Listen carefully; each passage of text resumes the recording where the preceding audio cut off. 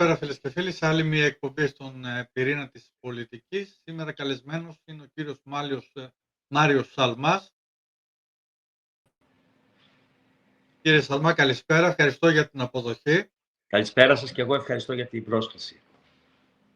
Θα ήθελα καταρχήν να ξεκινήσουμε, δύο είναι τα θέματα της επικαιρότητας. Το ένα, η προανακριτική και αν θα παρευρεθεί ή τελικά, όπως φαίνεται, θα παρασύρει με υπόμνημα στην ουσία ο κύριος Τριαντόπουλος, και το άλλο είναι τα όσα έγιναν την 25η του Μάρτη στην παρέλαση στην Αθήνα. Θα ήθελα λίγο να ξεκινήσουμε από αυτό και από τα συνθήματα που ακούστηκαν από τους δόκιμους του ναυτικού και την ΕΔΕ που προενεγέρθη από το Υπουργείο Εθνικής Άμυνας. Είναι μια εσωτερική υπόθεση του Υπουργείου. Προφανώς δεν ήμασταν συνηθισμένοι σε κάτι τέτοιο και θα περιμένουμε την ΕΔΕ να καταλήξουμε τι ακριβώς συνέβη. Δεν έχω κάτι να πω σε αυτό. Όσον αφορά την υπόθεση των ΕΤΕΜΠΟΝ και στην ουσία την απόφαση του κυρίου Τριαντόπουλου να παραστεί στην προανακριτική με υπόμνημα και όχι φυσική του παρουσία.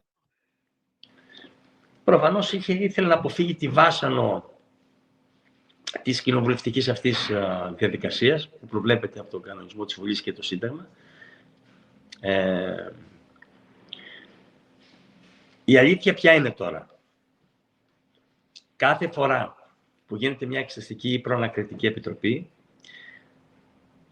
η εκάστοτε αντιπολίτευση προσπαθεί να το οικειοποιηθεί και να το εκμεταλλευτεί και πολλές φορές το κάνει και να φαίνεται πολύ χαμηλότερο από αυτό που στην πράξη είναι.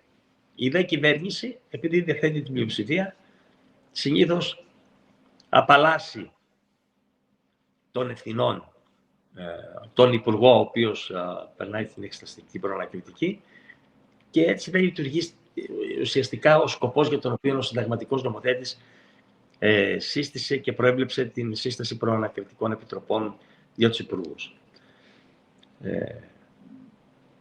Το σωστό θα ήταν να πήγαινε σε μια προανακριτική ο κ. Τριαντόπουλος, να φώτιζε τις πτυχές, αν δεν είχε να φοβηθεί κάτι, σε ό,τι η αντιπολίτευση που συμμετείχε ζητούσε, και αν τον παρέπεμπε στη δικαιοσύνη, που προφανώς η πλειοψηφία θα συμφωνούσε να τον παραπέμψει, γιατί για να παραπεμφθεί στη δικαιοσύνη χρειάζεται η προανακριτική να πει ότι υπάρχουν ενδείξεις ενοχής. Άρα η προανακριτική θα πει υπάρχουν ενδείξεις ενοχής και πήγαινε στο δικαστή. Και από εκεί κάτω η δικαιοσύνη θα έκρινε τα υπόλοιπα. Όμως τα τέμπη ήταν η αφορμή για να φωτιστούν οι ατέλειες οι κυβερνητικές, η αδράνεια κυβερνητική και το πόσο πολλοί τομείς είναι διάτρητοι. Και ότι αυτό που έλεγε ο κύριος Μητσοτάκης, ότι ουσιαστικά έφτιαξε ένα κράτος αποτελεσματικό και λειτουργικό, δεν ισχύει. Κοιτάξτε τώρα να κάνουμε μια ανακεφαλαίωση τι είναι τα τέμπη. Όλες οι προηγούμενες κυβερνήσεις, αλλά και κυρίως η κυβέρνηση του Κυριάκου του Μητσοτάκη, από το 19 μέχρι το 23, δεν πήρε εκείνα τα μέτρα, δεν έκανε εκείνες τις παρεμβάσεις, ώστε να προληφθεί αυτό το ατύχημα και να μην συμβεί. Αυτό είτε με τη Σύμβαση 717, είτε και με άλλα μέτρα. Συνεπώς, έχουμε αποδεδειγμένη κυβερνητική ολιγορία. 2. Έγινε το ατύχημα. Διαχείριση της κρίσης. Έγινε σωστή διαχείριση ή όχι? Ο ίδιος ο Πρωθυπουργός είπε ότι κάναμε λάθη. Άρα και λάθος διαχείριση. Δεν μπορεί ούτε η δικαιοσύνη να βγάλει άκρη με τον τρόπο με τον οποίο το χειρίστηκαν. Και εγώ δεν θα πω αν το κάνανε επίτηδες για να συγκαλύψουν ή όχι. Σημασία έχει ότι ήταν λάθος διαχείριση. Και τρίτον, όταν ρώτησα τον πρώην Υπουργό, τον κύριο Σταϊκούρα, πριν ένα μήνα, αν μπορούμε να αισθανόμαστε ήσυχοι που μεταφερόμαστε με τα τρένα σήμερα και ότι με τα τρένα δεν μεταφέρονται παράνομα φορτία, πυρηνικά, χημικά, μου απάντησε ότι εγώ δεν μπορώ να το εγγυηθώ αυτό γιατί δεν μπορώ να τα ελέγξω. Άρα, και 2 χρόνια μετά βλέπουμε ότι το κράτος δεν μπορεί να εγγυηθεί ασφαλείς μεταφορές και ότι δεν μεταφέρονται παράνομα φορτία.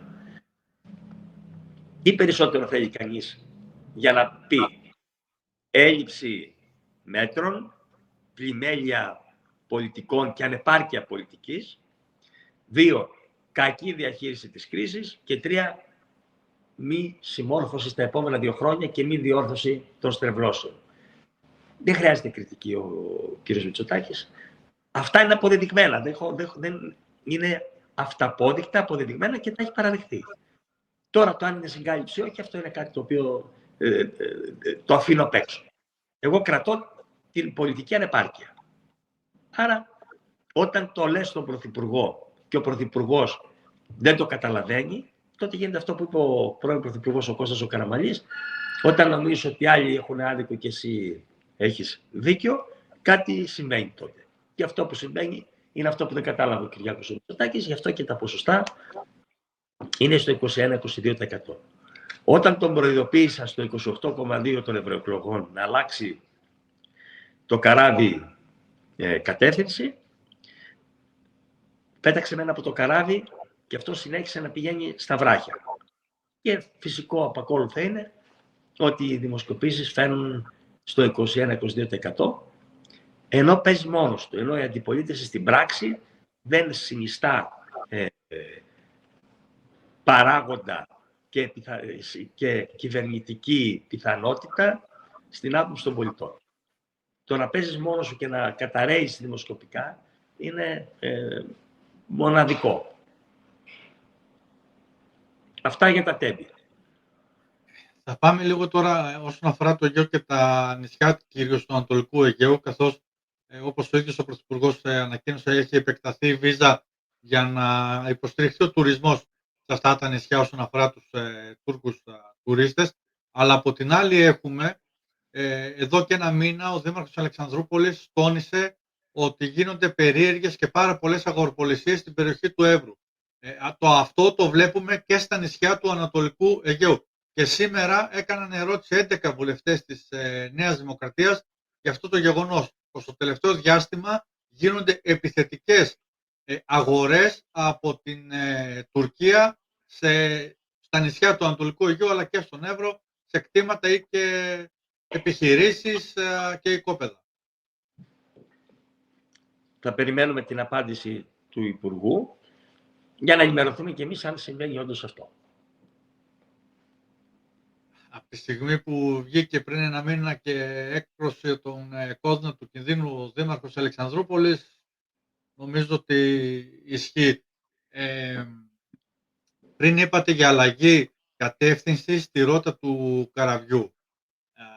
Βλέπουμε ότι υπάρχει μια αλλαγή της κυβέρνησης όσον αφορά αυτή την ρότα με την έλευση στην διοίκηση των ΗΠΑ του Ντόναλντ Τραμπ. Και αυτό το βλέπουμε με την αλλαγή του νέου υπουργού που βλέπουμε, του κ. Βορίδη, στο Υπουργείο Μετανάστευσης, αλλά και στα ενεργειακά, καθώς χθες είχαμε την ανακοίνωση ότι η Σεύρον στην ουσία αναλαμβάνει ρόλο νότια της Κρήτης με την προοπτική να...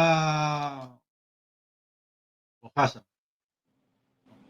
Με την προοπτική να επανέλθει και σε άλλα οικόπεδα. Θεωρείτε ότι ετεροπροσδιοριζόμαστε όσον αφορά τις πολιτικές μας ανάλογα με το ποιος κυβερνάει στην Αμερική? Γιατί προηγουμένως με την δίκηση του κ. Biden είχαμε τη woke agenda. Και τώρα βλέπουμε ότι αλλάζει, παράδειγμα, ο Σμιτ ήταν ένα έργο το οποίο δεν ήθελε ο κύριος Biden και τώρα βλέπουμε αλλαγές τάσης από τον κύριο Τραμπ και βλέπουμε αύριο να έχει συνάντηση στο Παρίσι ο κύριος Μητσοτάκης, μια τετραμερής με την Κύπρο, τη Γαλλία και τον Λίβανο και μετά μεταβαίνει και στο Ισραήλ προφανώς για να συζητήσει το θέμα του Σμιτ και την επανέναρξη των συνομιλιών για την κατασκευή προφανώς. Η εξίσωση στη γειτονιά μας, στο Αιγαίο, επηρεάζεται σαφέστατα από την διεθνή γεωπολιτική σκακέρα και όπως μεταβάλλεται με τους παίκτες.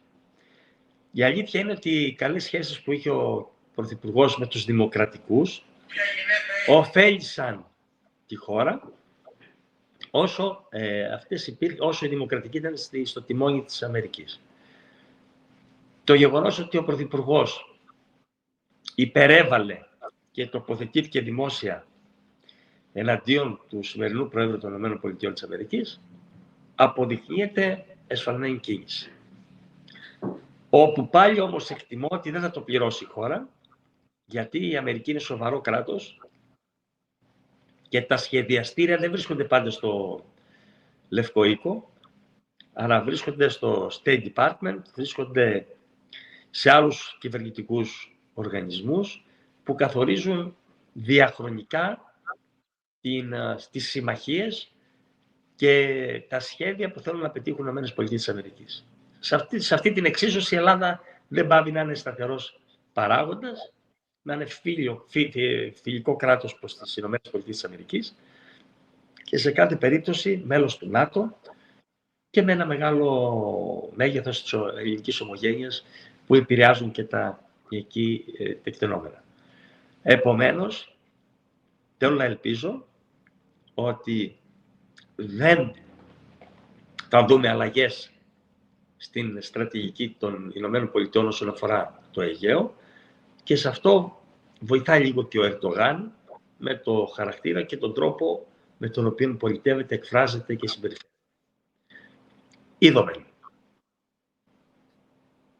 Και κλείνοντας, θεωρείτε ότι θα πάμε το επόμενο διάστημα σε πολιτικές εξελίξεις μετά το καλοκαίρι προφανώς, πιθανόν?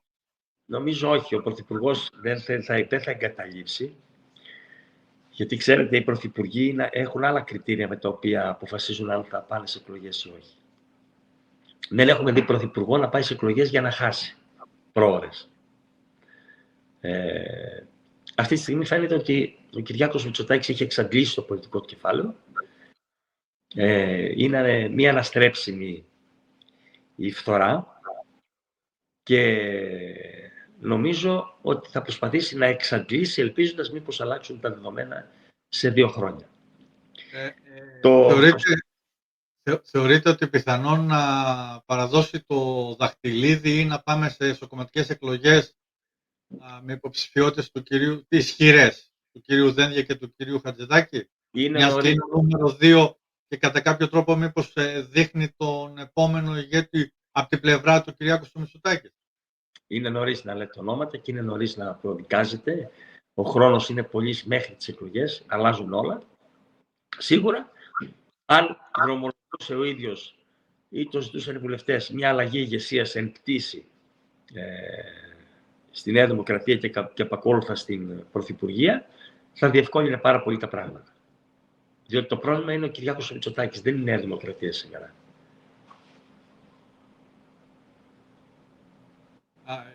Αυτή η εκτίμηση είναι και από πρώην Πρωθυπουργούς. Κύριε Σαλμά, ευχαριστώ πάρα πολύ. Και εγώ σας ευχαριστώ.